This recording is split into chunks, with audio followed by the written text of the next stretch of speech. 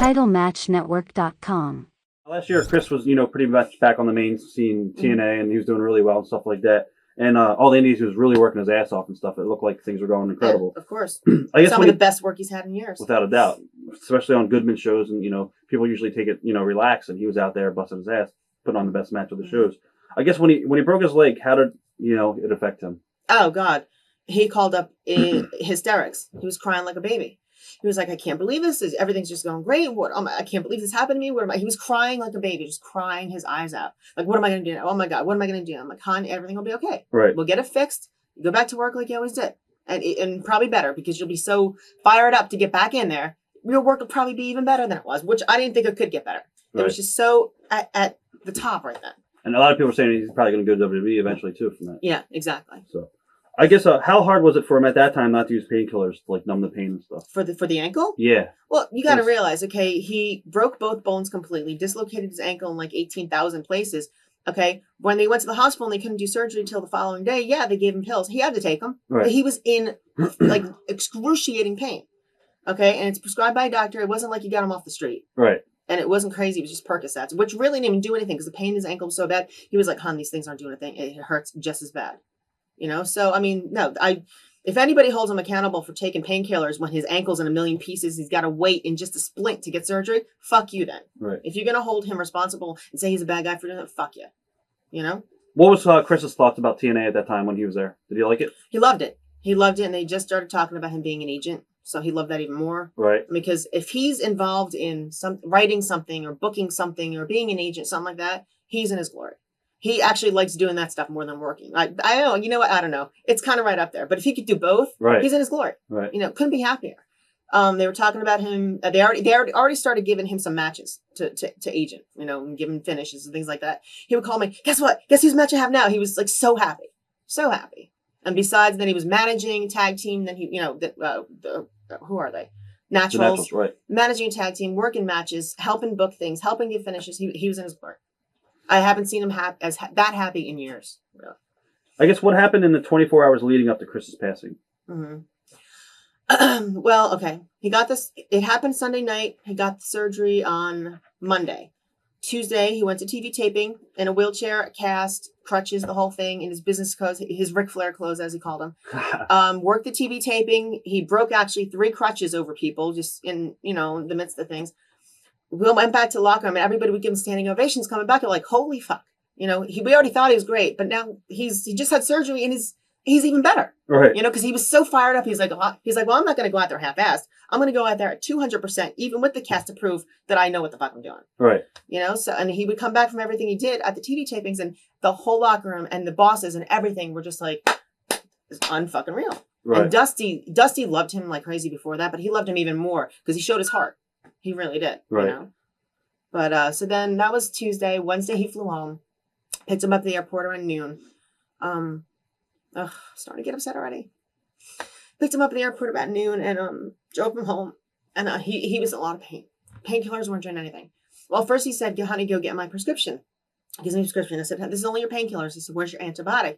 He's like, what antibiotic? I said, hon, you got cut open. You have metal in your ankle. Two plates and 9 pins and screws. You need an antibiotic. I said, with all the surgery that I've had, you get an antibiotic before you have surgery. You do. It's just a fact. You can have antibiotic when you get cut. He said, this is all they gave me. So I go and get it filled, but then I'm looking through his discharge papers and all it says is about the pain medicine. It says, take your pain medicine and don't eat after surgery for 6 hours. That's all it said. I said, something ain't right. So I took a nap and, went to bed.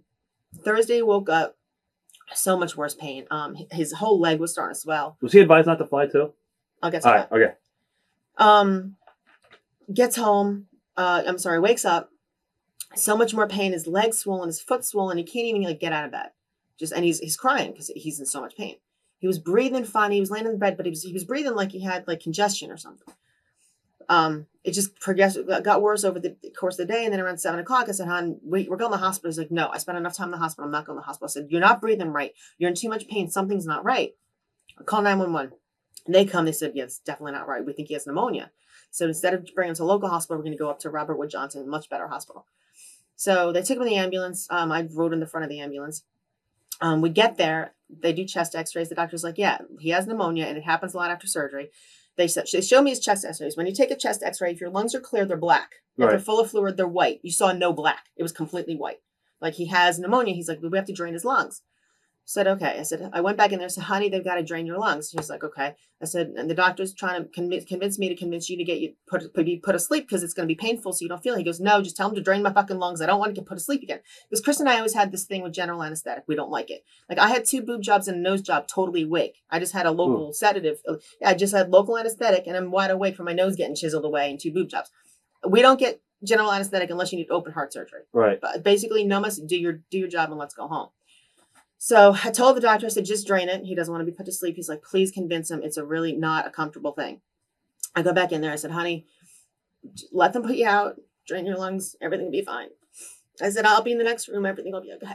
He's like, all right, fine. So I kissed him. I said, I love you. He says, I love you too. I said, I'll see you when you wake up. Go in the next room. I'm sitting there. And by then I called his dad to come up. I said, pneumonia, this, that, and the other. So me and my mom and his dad are sitting right in the next room. 20 minutes later, doctor comes in, kneels down in front of me, says, sorry, he's gone.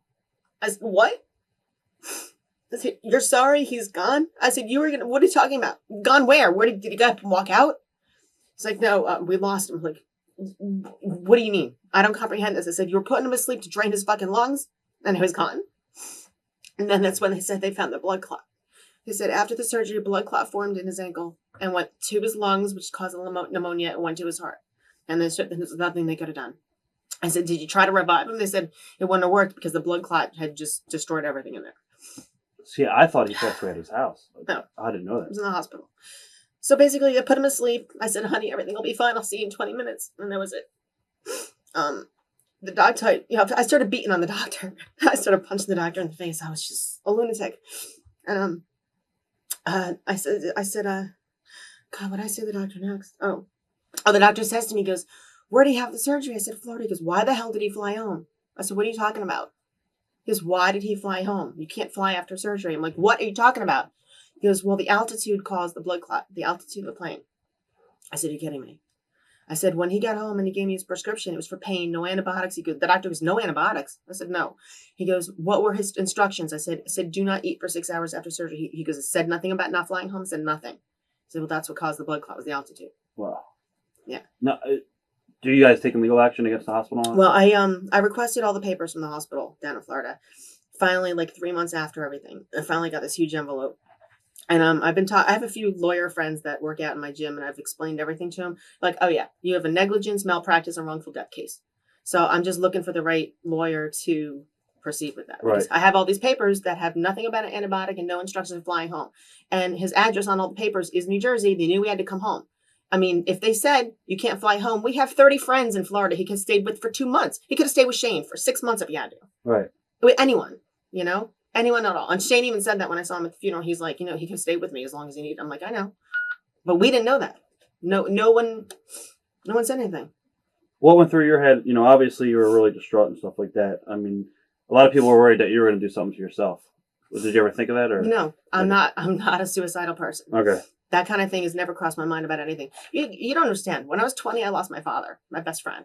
When I was 24, I lost my niece when she was 16, was brain dead in a car accident, who was probably the closest thing I'll ever have to a daughter. And then Chris. I wasn't suicidal the first 2. I'm not going to be suicidal the last one. I'm too strong and stubborn of a person to want to kill myself over something like that. Right. I mean, seriously. I mean, I've never in my life said I want to die. Never. Most of the time I'm like, all right, this fucking sucks, but I'll move on. I'll get over it. Because that's just, I'm Russian and I'm a Sagittarius and we're strong sons of bitches. Right. Seriously. And no, never in my life. Yeah, a lot of people were calling me, like people I haven't even heard from in years. Oh my God, we're so worried about you doing something to yourself. I'm like, I'm not going to do anything to myself. I said, lay off. You're starting to drive me a little nuts here. First of all, you just woke me up. Second of all, you're interrupting CSI. Third of all, I'm not killing myself. Right. But no, absolutely not. Were you the one who had to break the news to his family? Well, They were like there. I said, on the way up to the hospital, I called his father. Right. So he met us there. And then right after it happened, that's when we called his mom and everybody else. And they came to see him basically before they carted him away. Do you think TNA exploited his death? Because I know they did the Candido Cup and all. And there's rumors that you didn't even know about it until after. I didn't know about it. Right. I didn't know about it. I called up Terry Taylor, a bit upset. I wasn't crying. I was just like, how could you do this and not even tell me? He goes, oh, well, we tried to contact you. We couldn't find you. I said, I still have the same cell phone number. I used Chris's cell phone. Right. same phone number. Said, you didn't try to find me because, I mean, millions of people know how to find me. Plus, I'm using Chris's phone, the number that you guys have in your system. Right. I said, you're full of shit. And I was already angry at them because, well, first of all, I appreciate that everybody from TNA came. And I appreciate Dixie Carter came to the funeral and everything like that. I'm not talking about the boys. I'm talking about the office now. I appreciate they all came. But first of all, I found it a little tacky. They sent me a ham. A ham. Right before the funeral. They sent me a fucking ham. He died from something he did in their ring, and I get a fucking ham in the mail?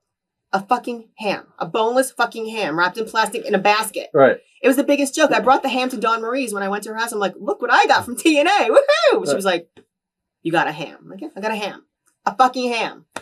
Then 2 weeks later, I finally get his last check in the mail from the pay-per-view and the TVs that the last ones he worked, where he broke his ankle. And the problem was I couldn't deposit it. Chris never wanted his name on any bank accounts, nothing like that. Nothing. Right. So we always went to the bank. He would show his ID and we would deposit his check into my accounts. So I go and I try to deposit the check and they're like, he's got to be here. I'm like, he can't be here. Get that through your head. They're like, nothing we can do. So I called up Terry Taylor and I called up Dixie and I said, I need his last, I have bills of his to pay. I said, I need his last paycheck. I said, because I explained the whole bank account situation. I said, I need a check cut in my name so I can deposit it. I'm not looking for any money for myself. I'm looking for his last paycheck. Right. A couple of months went by. Nothing. I keep calling Terry Taylor. He's like, I'm working on it. Finally, Terry calls me back. He goes, well, we can't do it. So why not? He goes, well, you guys were never legally married and you don't have his last name, so we can't cut you a check. Sorry. I was like, that's the check that he died for.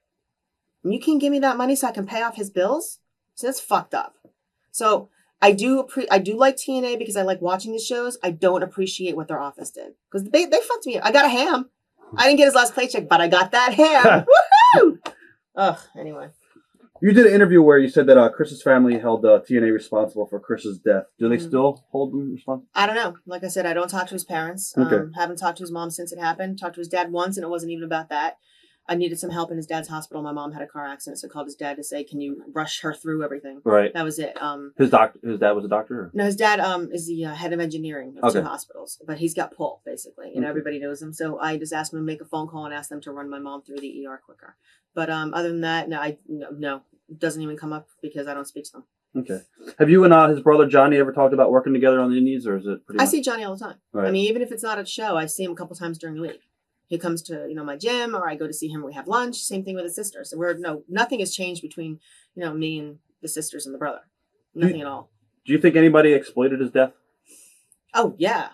You know how many people had memorial shows that didn't even know him, that he never worked for? Right. It was ridiculous. I was finding out left and right, Chris Candido memorial shows. You fuckers didn't even know him.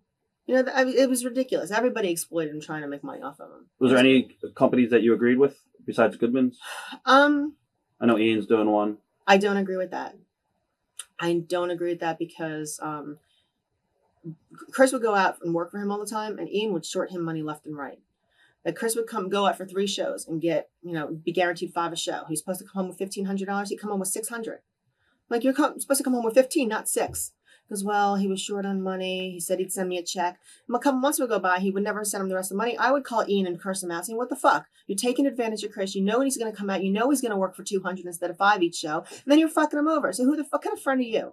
And now I hear he wants to run a memorial show. Why? So he can make more money off of Chris after he didn't pay him? I totally don't agree with that one. Totally. And I really don't agree with people who want to do this and don't even, I'm not saying include me and pay me, but involve me in some way. Ask me, will you be our guest? Right. Something. But people who want to just do their own thing for their own monetary benefit is fucked up. What about TitleMatchNetwork.com